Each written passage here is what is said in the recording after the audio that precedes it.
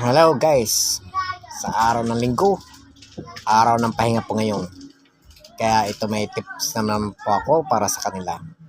Napakalapit na po ang paghahatol, ang paghuhusga ng taong bayan para po sa kanila po mga guys. Kung sino po ang aming mapupusuan, kung sino po ang kanilang mapupusuan ng taong bayan para sa kanilang mga posisyon mga guys.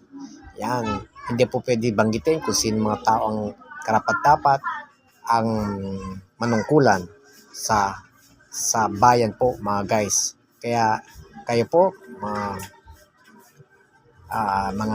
taong bayan ang tanging may karapat-dapat ang mamili kasi kayo po ang may kapangyarihan para sa paghuhusga, paghatol sa ang tumatakbo po mga guys. Yan.